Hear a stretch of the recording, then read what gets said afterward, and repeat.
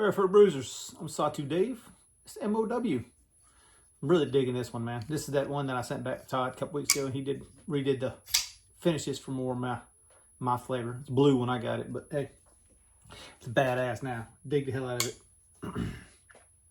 I gotta eat more words a little bit here. So last week I told y'all I thought about doing reblades or something like in the interim, like short term wise, gets people, maybe something to do for gifts and that sort of thing for like maybe Christmas. It was just an idea that popped in my mind. Kind of thinking about it.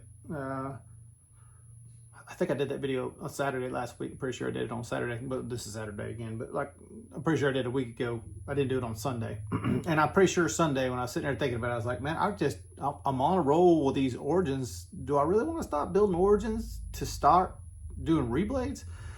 But as I've been working on the reblade, or as I've been working on the origins, like especially like, I mentioned to you guys that I messed up Jeff's 05 blade and it got cracked, and then I had to redo the blade. So as I was redoing it, instead of just doing one for heat treat, I did multiples kind of thing. So I was able to get that CRK reblade heat treated in that cycle, and also another one that I'll show you guys later, but it's not even close to showing you guys.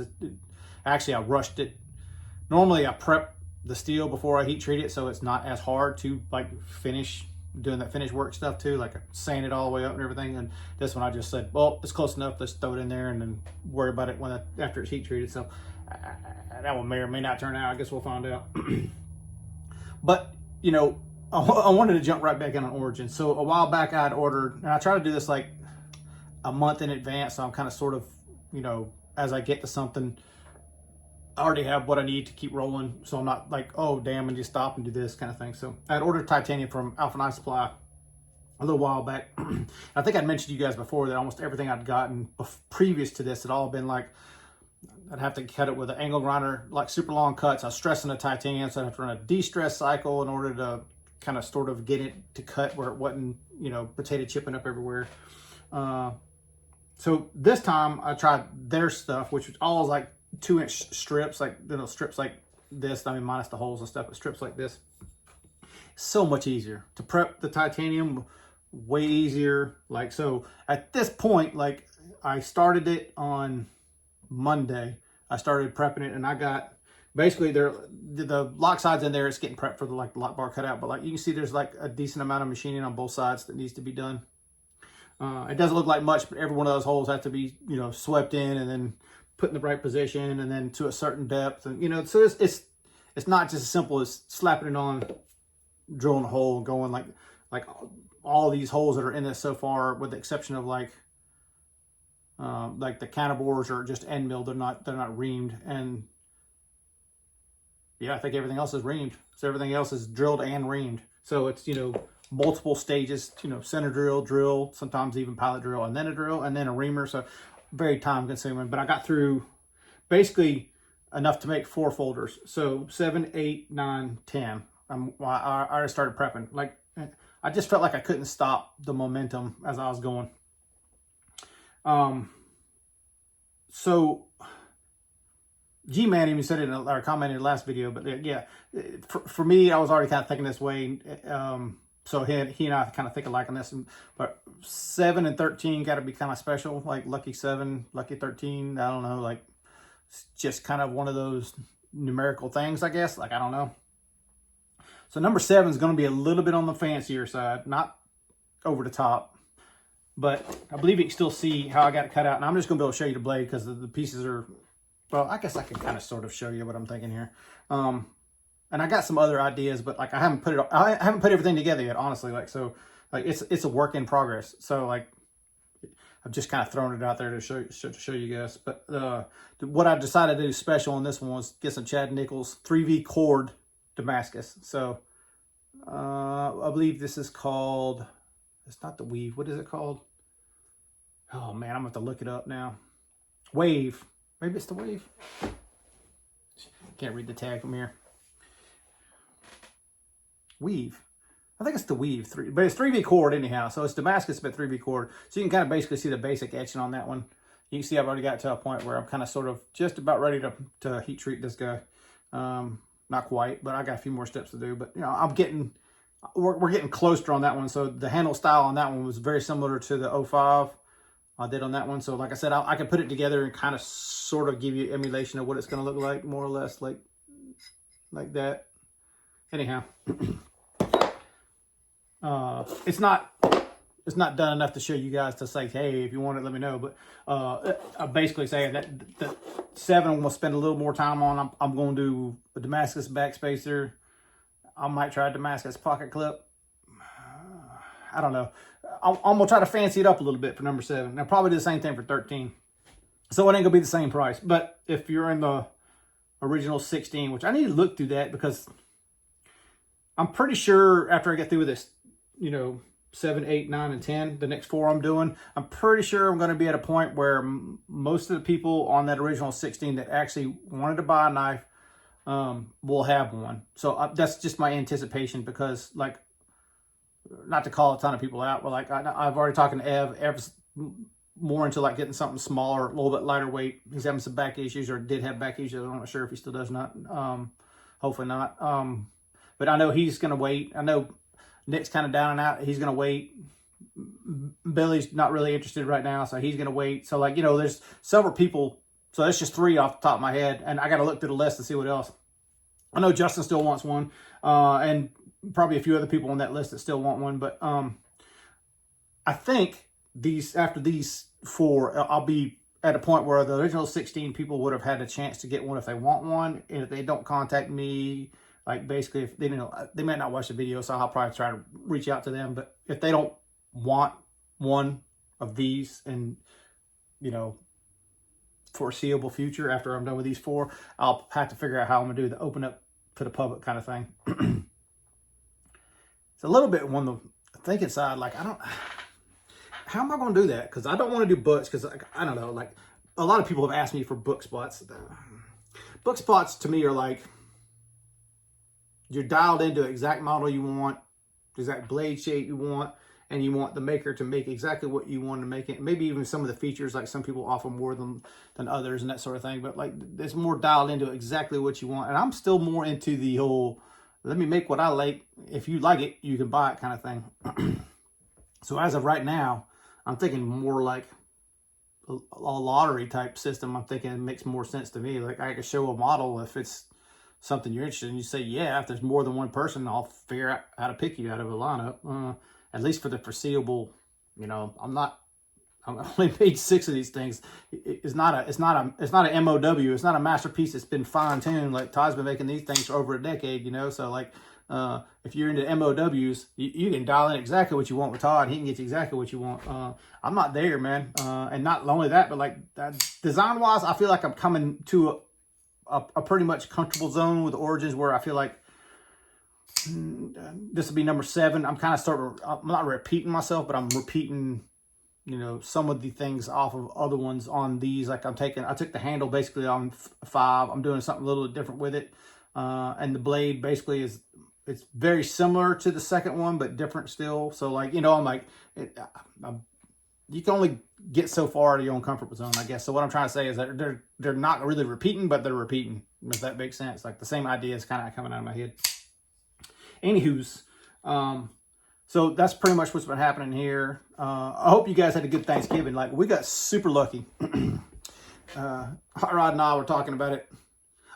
If y'all didn't know, Hot Rod's real name is Darcy. So the Mr. Darcy from my flannel from last week, that's because 90% of the techs in the veterinary world know Darcy.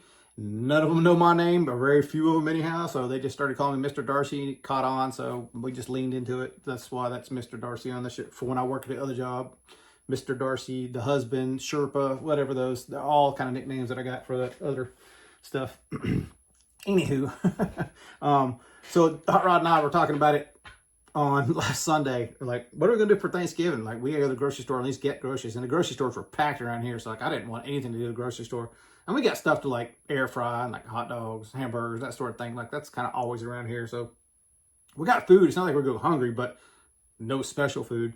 And about that time, our neighbors, basically like, you know, 20 yards that way, hit us up and said, hey, y'all want to have Thanksgiving with us? We're like, hell yeah, perfect. And man, she wouldn't take a dime. She wouldn't let us clean up for her. made us prime rib. Dude, we got hooked up. And we still got leftovers in the refrigerator, man. So it was awesome. We enjoyed the hell out of it. Like, I thought that I'd have to cover more shifts than what I did. So, y'all, I think I've said it before. My wife's really a workaholic. Like, if she ain't doing school, she wants to be working. And she knows at this point that I don't want to be doing what she's doing. She knows I want to be in here doing my thing. So she left me alone. She actually went to work by herself on Wednesday, which wasn't that big a deal because she basically sat at a emergency place that we always get called into and helped them and they helped her kind of thing. And so it wasn't no big deal. She didn't need me. And then that was on Thanksgiving, and on the day before Thanksgiving. And then Thanksgiving, she did the same thing, left me here. She's like, no, you stay here. Let me do my thing. And then yesterday we did like 2 or 3, like basically BS calls. And she dropped me home, and then she went back to work after that. Like, so she's pretty much cutting me as much time as I can. That's the reason I got done with as much as I got done. So, you know, it don't look like much to sit here and show you guys, but like I got 8 of these done. You know, that's basically what it is. The other ones are, you know, mirror image, but it don't look like nothing to you guys. But it's a lot of work for me. It was a lot of work to get through that. And I still got to cut the lock bars, a few of the basic things before I start building the other 3. But I'm kind of sort of debating on how many I want to do at one time, because I've never really done it since the first one. I haven't done just the one and push. I've done like multiple. So I don't know. Maybe I'll concentrate on 7 and do 7, and maybe I'll just do all 4 of them. I don't know. I haven't really got a plan yet as far as like heat treating, getting done, because at this point I don't feel like there's any pressure on me to like get it done by a certain time. I feel like right now most people are concentrating on, you know, Christmas and I mean, finances as a whole, like the economy's not doing great, but I think most people are concentrating their finances on not splurging on things like knives. Like, and you know, there's always going to be exceptions to that. I've kind of always been the outliner myself. I've kind of been the person, like around Christmas time, you can usually snag some good deals. So like I've always been the one that kind of like look for the deals around Christmas, but so I don't know that there's any rush to get anything done, because I think if I get something done, especially this number 7, because of that Damascus, you know, that stick of Damascus was like $500, like, you know, tax, shipped, and everything like that. It was almost $500, pretty close to $500. So I gotta charge an extra $250 just for the Damascus, otherwise I'm gonna lose the material cost. Like, you know, so like that one in particular, that's gonna be a high dollar one. I also kind of thought that, you know, being fancier like that and higher priced, if nobody on the original 16 wants it, I'll probably do an open bid for that one. Like, I'm kind of thinking that, like, you know, I don't know. We'll wait and see. But like, that's kind of sort of like in the back of my mind, you know, a thought process, I guess. 8, 9, and 10. So 8 is going to be a thickie, and we'll build an extra thick one. So probably a 1/4-inch blade. Definitely a 1/4-inch blade, actually. I just got to see what steel I have a 1/4-inch in it. If I don't have any, I got to order some 1/4-inch stock. And then 9 and 10 will be probably more standardized, 200 thou-ish, just under 200 thou for the blade, that stuff. So it's not like the thicker ones are like that much thicker, but 7's going to be big and thick, and then 8's going to be big and thick. And that's just kind of like more what I like, you know. But size-wise, so let's see. For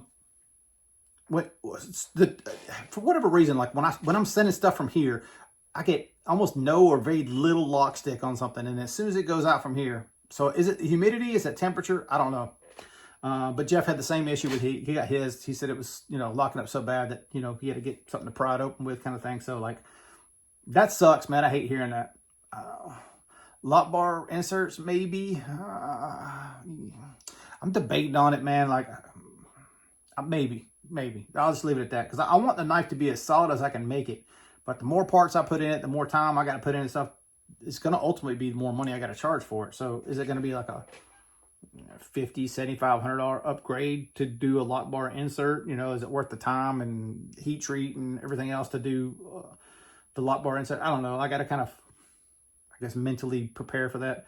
My bro Todd said that pretty much that's what dialed in his, like after that, he thought he was way more dialed in after he started doing that. So like, you know, I should probably not fight it and try one and see what happens. But I don't know, like I hate hearing that they're having trouble. I just feel like once they break in, they break in. They're not in trouble. So I know one or two of those left with a little bit of stick. And like, I'm talking very, very, very minor. And all I ever do is just work it in. I don't put pencil on it. I don't put pen on it. I don't put anything. Occasionally, like the Jeffs, I put the ox guard on it. Just a little bit of ox guard, very, very thin coat of it. Usually helps from keeping it from having to pry apart. But obviously, he had an issue with it. So I probably won't do that again. So, you know, maybe lock bar insert. Over travel stop, I'm still thinking I'm probably going to do. I just got to figure out what I want to do and how I want to do it, kind of thing. Which, it sounds easy, but like actually getting to it, I don't know. Like, I'll plan it out. So anyway, I guess what I'm trying to figure out is if I got time to do 4 of those before, you know, and not even worry about trying to sell anymore till like maybe first of the next year. You know, it's basically almost December at this point. Should I wait to just basically, you know, December and then, or January and then start doing it again? Or, you know, should I try to hurry up and get 7 done and maybe somebody will snag it? I don't know. Let's see how it goes. I told you I got the CRK Reblade done, and I haven't even, well, I didn't forget to show you, but I just kind of neglected to, I guess. So Chris had bought this one. Chris was cool as hell about the whole thing. Like, you know, he's basically like, he got it. He had it for several months, and he was like, hey, man, like, it's just bothering me, man. He's like, you know, but I'm glad he did. Like, honestly, I'm glad he sent it back because he wasn't happy with it. For the amount of money he paid, I wanted him to be happy. So he sent it back. I screwed it up. It's kind of been the bane of my existence. I don't know how many blades I've made for this one handle. I want to say 4. I want to say this is the 5th blade that I made for this thing. I wasn't thinking fancy at all. Like, honestly, I built it. If this stays mine, 100%, I'm cool with it. If someone buys it, 100% cool with that too. But like, I built it like it was going to be for me, 100%. So the blade shape is very similar to what it was before. I did it in Magna Cut this time because the last time I did it in 3V. And I got to think about it afterwards. I'm like, a knife this small, am I really going to do 3V shit with this? Probably more like Magna Cut stuff would be easier. And Magna Cut's in its own right, a nice tough steel too. But you see it's a big thick guy, and I left the tip nice and stout. So I hope you can see how stout that tip is. It focused for like a half a second there. Anyway, maybe it will, maybe it won't. So chameleon eye on that side, fuller on that side, the bull fuller. As I've always done, I left the whole thing acid stone wash because I really like acid stone wash. And honestly, I think the Magna Cut acid stone wash is kind of like right there with 3V. It's not quite as dark, but it's still got a cool, nice dark finish to it. And you can see I've been using this one a little bit. It's got a little bit of stuff on it there, but you know, it's much simpler. I just did the one grind. Last time I did it, I did like a shorter grind, then I stepped up and did a taller grind, then I did a swedge on the top, and I did it all after I did the acid stone wash. I got done with doing the acid stone wash this time. I was like, I'm leaving it. I don't want to do any of that other stuff. Because if it stays mine, I want it to stay just like this. You know what I mean? Like, that's the reason I did it. So, I was talking about Chris. So let me go back to finish that thought there. Chris was cool enough, you know, to talk me through the whole situation. I thought it'd be at that point, like after I ruined the other blade, I was like, you know, no way for me to immediately replace it. Let me buy it back from you. And I kind of sort of told him, you know, at that point, if I get down to the Reblade, I'll hit you back up and you have first dibs at it. In the back of my mind, I'm kind of thinking the guy bought the knife. He was cool enough to send it back to me. He's probably not going to be interested if I do it again. And I was right. He wasn't, which is fine. Like, no big deal. I kind of just had that feeling in the back of my head that this was probably going to end up being just my Inkosi. And I'm totally fine with it if it ends up that way. But if you want it, hit me up. Let me know. It's not cheap because the other work that I've had other people do, plus the amount of time I've got in this thing, like I just can't, I can't sell it for cheap. I just can't. So I'd rather keep it if I don't get the money for it. So it's $800. Like, I know it's a lot of money. It's more than Origin is right now. I can't help it. Like, it's just that I got too much money into this, and it's not just like my time. Like, I legit had to buy the knife and had to get Jared to do the laser work. I paid for that. Brother JD was cool enough to do the Rich Light on trade. Basically, we traded services thing. Or, you know, it worked out that way. Put it that way. By the way, JD, that straightening hammer you bought me, the carbide ball straightening hammer, I already put it to use. I knew that was a technique. I was just too stubborn to buy a tool. Sometimes, like, in the back of my mind, I'm like, I just make that. Well, I'm going to buy one. And then it goes forever and I don't make it. And I was like, tried to do it the hard way. I'm like, I could have stopped and made the freaking hammer. I got carbide ball bearings around here. You know, that. Anyway, where's it at? It's hanging. Oh, you can't see it. It's off camera. I got it hanging on the wall, basically right above the American flag there. And I've already used it, and I can already see the advantage of it. It's not going to be the be all save all, but it's going to help with some of the heat treating issues I've had. At least I hope to, anyhow. So there's that. Yeah. So if you're interested in the Inkosi, let me know. If you're not, that's fine too. If you're like, hey man, I'd like to do a partial trade on that, I might be open for that. You know, I'm into bruisers, so don't be mad if you try to trade me for an AD and I'm like, nah, no thanks. Just is what it is, right? Like, you know, I just said AD because that's what popped in my mind, like a Demko, whatever, you know, like, I don't know. What else do I want to say? Oh, well, Jeff had mentioned he was surprised at how big these origins are, and like, let's just do this because like it'll probably just show right here. This is a large Inkosi. This is the blade off of an origin. Okay, so you can see how much bigger the blade is. I can't show you the whole knife. I don't have one sitting in front of me.